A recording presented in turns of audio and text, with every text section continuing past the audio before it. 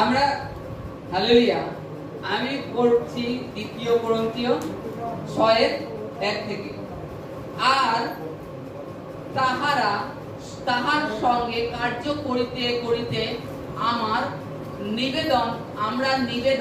আমার নিবেদন করিতেছি, তোমরা ঈশ্বরের অনুগ্রহ বৃথা গ্রহণ করিও না। কেননা তিনি কহেন, আমি প্রসন্নতার সময় তোমার প্রার্থনা শুনিলাম এবং পরিত্রাণের দিবসে তোমার সাহায্য করিলাম। দেখো এখন প্রসন্নতার সময়, দেখো এখন পরিত্রাণের দিবস। Hallelujah hallelujah hallelujah hallelujah. বলছি আমরা সকলে চাই তো ঈশ্বর আমাদেরকে অনুগ্রহ করুক, হিলিং বরদান দিক, দুষ্ট আত্মার উপরে অধিকার দিক, তাই তো? কিংবা বাইবেলের বাক্য দিক, জ্ঞান দিক, যেন সুসমাচার করতে পারি। হালেলুয়া, তাই তো? সবাই চাই। তাহলে ঈশ্বরের কাজের জন্য এত পিছিয়ে যাই কেন, এত দেরি হয় কেন? হ্যাঁ, আমরা চাই ঈশ্বর আমাদেরকে আরোগ্য অনুগ্রহ দান করুক, আমাকে বাইবেলের জ্ঞান দিক, আমাকে ঈশ্বর সুসমাচারে ব্যবহার করুক, আমাকে ঈশ্বর গানের সুর দিক। অথচ ঈশ্বর যে সামান্য কাজ আমাদের জন্য রেখেছে সেটাই আমরা করতে পারছি না। কি সামান্য কাজ? মণ্ডলীতে ঈশ্বরের যে সেবা কার্য হয়, যে কাজই হোক, যে খাবার তৈরি হচ্ছে কিংবা আদার্স মণ্ডলীর কাজ, সেই যে ছোট কাজ ঈশ্বর আমাদেরকে দিয়ে রেখেছে সেটাই করতে পারছি না। আর আমরা চাচ্ছি ঈশ্বর আমাকে দুষ্ট আত্মার উপরে অধিকার দাও, আমাকে আরোগ্য দান, অনুগ্রহ দাও, আমি সকলের মাথায় হাত রাখবো, সুস্থ হয়ে যাবে। চেয়ে যাচ্ছি ঈশ্বর আমাকে বাইবেলের জ্ঞান দাও, আমি বাইবেলের সুসমাচার যেন সকলের কাছে দিতে পারি। অথচ আমি মণ্ডলীতে 1 ঘন্টা আগে পৌঁছতে পারি না, মণ্ডলীতে 1 ঘন্টা আগে পৌঁছতে পারি না। ঈশ্বর আপনাকে অনুগ্রহ দান করবেন থরি? ঈশ্বরের আপনি ছোট যে কাজ দিয়ে আপনাকে বিশ্বাস্ত কিংবা ঈশ্বর আরো তৈরি করতে চান, সেই কাজটাই আপনি তৈরি হতে পারছেন না। আর ঈশ্বর আপনার জন্য বড় অনুগ্রহ দিয়ে দেবে, ঢিলা লোককে ঈশ্বর দিয়ে দেবে। ঈশ্বর জানে যে কে আমাকে ভয় করে, কে আমার পথে অনিষ্ঠাভাবে সত্যভাবে চলতে পারে, ঈশ্বর তাকেই দেবে। এখানে পৌল ওই কারণে লিখছে যে আর তাহার সঙ্গে কার্য করিতে করিতে আমার নিবেদন করিতেছি, তোমরা ঈশ্বরের অনুগ্রহ বৃথা গ্রহণ করিও না। আজকে তুমি চাচ্ছ ঈশ্বর আমাকে সুখ দাও, ঈশ্বরের তোমার মণ্ডলীতে আমি প্রশংসা করতে পারি, তোমার আরাধনা গীত গাইতে পারি, কিন্তু আমি অথচ সেই টাইমে সময় মতো পৌঁছাচ্ছি না। আমার ওয়ার্শিপ শুরু হয়ে যাচ্ছে, আমার প্রার্থনা কলিসাতে শুরু হয়ে যাচ্ছে, সেই টাইমটাই দিতে পারছি না। ঈশ্বর তোমাকে দিয়ে দেবে, চলে হয়ে গেল। তুমি নিজেকে এখনো জীবনে সিরিয়াস ভাবে দিচ্ছ না। এখানে পৌল লিখছে তুমি বৃথা গ্রহণ করো না, ঈশ্বরের কাছে কোনো কিছু চেয়েও না বৃথা। তিনি দিয়ে থাকেন, কিন্তু বৃথা কেন নিচ্ছ? তুমি যেটা পারবে না, তুমি নিজেকে জগৎ সংসারের থেকে, সাংসারিক থেকে এখনো সেই জড়াপট্টার মধ্যে রয়েছো, এখনো বেরিয়ে আসতে পারছো না, নিজেকে এখনো সেই স্বাধীন ফিল করতে পারছো না। তা তুমি কি করবে? অনুগ্রহ নিয়ে তুমি আরোগ্য দান নিয়ে কি করবে? তোমাকে রাত 2টার সময় একজন ফোন করলো, পাস্টার দিদি আপনার আসতে হবে চাঁদপাড়ায়। আর দাদা এখন কি করে যাব? সম্ভব নয়, সকালবেলায় যাব। আর ওটা হচ্ছে গিয়ে একটা পরীক্ষা।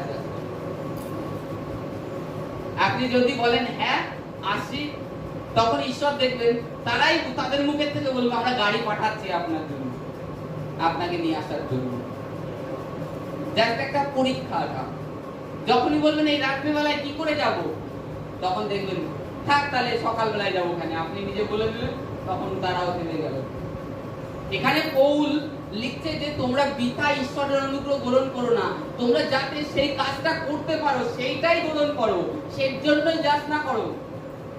ঈশ্বরের তুমি চাচ্ছ ঈশ্বর আমাকে সুর দাও, আমি যেন তোমার ওয়ার্শিপ করতে পারি, মণ্ডলীতে তোমার ওয়ার্শিপে জগৎকে মানাতে পারি, তুমি আমাকে নতুন গান লেখার ক্ষমতা দাও, অথচ ঈশ্বর তোমাকে দিয়েছে, তুমি সেগুলো নিয়ে করছো না, তা তুমি কি করে ঈশ্বরের অনুগ্রহ নেবে? তাই এখানে ঈশ্বর বলছে, আমি প্রসন্নতার সময় তোমার প্রার্থনা শুনিয়াছি এবং পরিত্রাণের দিবসে তোমার সাহায্য করিয়াছি। প্রসন্নতার সময় যখন তুমি কেঁদে কেঁদে অশ্রুপাতের সহিত প্রার্থনা করেছিলে, আমি তখন শুনেছি, আর যখন দেয়ার তখন দিয়েছি। তুমি চেয়েছো ঝন করে আমি তোমাকে দিয়ে দেবো, তা না। আমরা জানি, উদাহরণস্বরূপ আমার সন্তান যদি, আমার ছেলে যদি এখন বলে আমাকে গাড়ির চাবিটা দাও, আমি তো গাড়িটা চালিয়ে আছি, আমি কি দেবো? আমি কেন দেবো না? যেহেতু ও প্রথমত ছোট, এখনো সেই পরিপক্ক বয়স হয়নি ও গাড়িটা নিয়ে চালাবে। ও গাড়ি ধরার আগে নিজেই পড়ে গাড়ির তলায় চাপা খেয়ে যাবে, তাতে ওর হানি হবে, ওর হানি হবে। ঈশ্বরও জানে তোমাকে কখন কোন অনুগ্রহ দিতে হবে, কখন তোমাকে সুস্থ করতে পারে, কখন তুমি জগতের থেকে পুরো মন ফিরিয়ে নেবে, এটা ঈশ্বর জানে।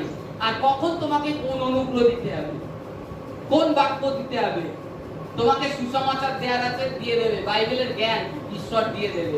তার জন্য তুমি কতটা তৈরি হয়েছো, ঈশ্বরকে সেই সময়টা দিচ্ছ?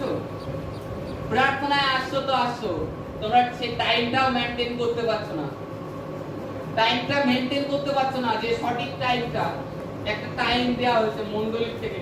অবশ্যই ঈশ্বর সদাপ্রভু ব্যতীত কিছুই হয় না, কারণ ঈশ্বর এই যে টাইমটা, মণ্ডলীর টাইমটা ঈশ্বর সেট করেছেন, যে 1:30 থেকে শুরু হবে, টাইম সময়টা কম হয়ে যাচ্ছে, বাক্যটা আরো কিছু বাক্য যদি দেওয়া যায় মণ্ডলীর সন্তানদের কাছে। কারণ বাইবেল বলে ঈশ্বরের প্রজা, তার সন্তানরা তার জ্ঞান না থাকার জন্য নষ্ট হয়ে যাচ্ছে। কার? ঈশ্বরের জ্ঞান।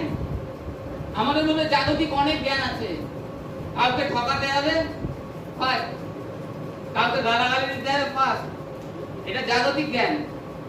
কারোর সাথে ঝগড়া করতে হবে, ওকে।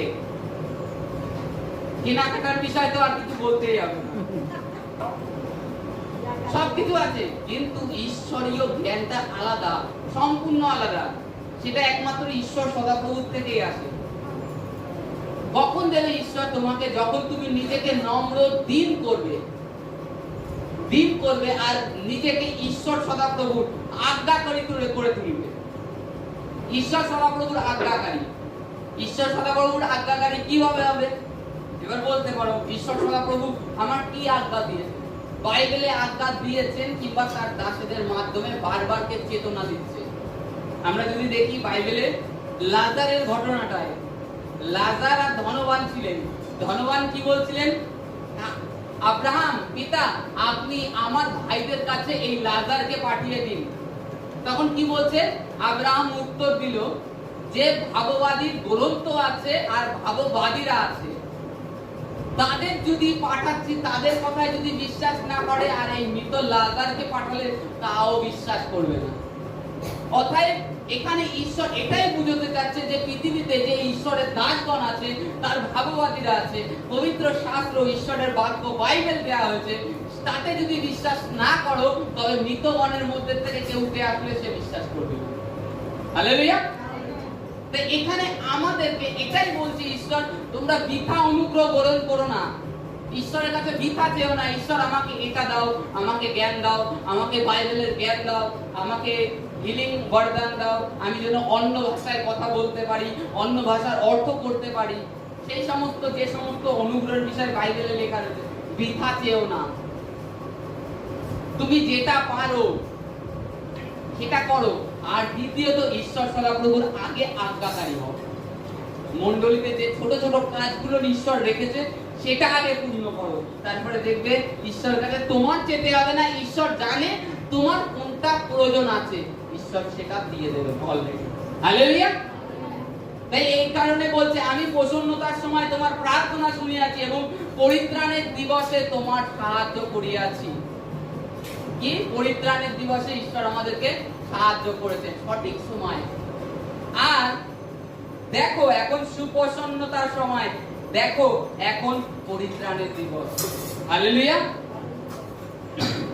তুমি ঈশ্বরের কাছে প্রার্থনা করছো নিজের সুস্থতার জন্য, অবশ্যই করতে পারো সেটা, কিন্তু আদার্স যে ঈশ্বরের কার্য, সুসমাচারের কার্য, ঈশ্বরের সেবাকায়ের কার্য, সেগুলো বুঝে শুনে যাচনা করবে। বুঝে শুনে যাচনা করবে যে ঈশ্বর আমি তোমার সমাচার করতে চাই, তোমার রাজ্যের কাজ করতে চাই, তাহলে আমাকে তুমি সেইভাবে তৈরি করো। আর আমি কি বললাম প্রথমে, নিজেকে এই ছোট ছোটতে খাট গাগারি তৈরি করো, মণ্ডলীর যে সমস্ত কাজ আছে, তখনই ঈশ্বর তোমাকে বড় অনুপ্রেরণ। ছোট থেকে শুরু করলে তারপরে বড় আসে, একবারে বড় কেউ ধরতে পারে না। যে বড় ধরতে গিয়েছে সে বিপদে পড়েছে, সমস্যায় পড়েছে। সামথিং একটা উদাহরণস্বরূপ, আমার কাকার ছেলে, সেজো কাকার ছেলে জাস্ট প্রথমে খালাসি করতো গাড়ি, কদিন বেশ কিছুদিন, হার্ডলি হয়তো 1 বছর খালাসি করেনি, একটু মোটামুটি ড্রাইভারিং শিখে গিয়েছে। শিখে যাওয়ার পরে ধম করে ওর ভিতরে প্ল্যান চলে আসলো যে এবার গাড়ি কিনতে হবে, বেশি টাকা ইনকাম করতে হবে, গাড়িতে ইনকাম বেশি, নিজের গাড়ি হলে ইনকামই আলাদা, এরকম ওর ভিতরে ভাবনা চলে আসলো। লাস্টে কি হলো জানেন, গাড়িটা কিনলো, অনেক কিস্তি করে মা বাবা টাকা তুলে দিয়ে, লাস্টে সেই গাড়ি এখন গ্যারেজে পড়ে আছে, গাড়িও আনার মতো নেই, ফাইন্যান্সের গাড়ি গেল, তো গাড়ি তো গেল, তার সাথে তোর মা বাবারে নিয়ে ঢুকলো। এখন মা বাবা দেশ ছেড়ে বিদেশে রয়েছে, ছেলের দেনা শোধ করবে, মানে একবারে এক লাফে বড় হওয়ার চিন্তা, যেটা এটা খুব খারাপ, এটা খুব খারাপ। ধীরে ধীরে ওঠো, ওই ছোট থেকে শুরু করো, তাতে মণ্ডলী ছাড় দেওয়া হোক, মণ্ডলী মুছা হোক, কিংবা ওই বাসন মাল দেওয়া হোক, কিংবা ওই আটা মাখতে হবে, তবে ঈশ্বর বড় অনুগ্রহ দেবে, নাই দেবে না। ওই এক লাফে যখনই 5টার প্রচারক হতে বা দেখবা ধরাস হয়ে গেছে, ধরাস হয়ে গেছে। তোমার মুখের থেকে কখন ভুল বাক্য বেরিয়ে যাবে তুমি নিজেই বুঝতে পারবা না। নিজের মুখে হাসবা তখন আমি কি বলে ফেললাম, কি বলে ফেললাম। আগে নিজে তৈরি হও ছোট থেকে, তারপরে ঈশ্বরের কাছে বড় জিনিসের যাচনা করো, ঈশ্বর দেবে। Hallelujah, hallelujah, hallelujah.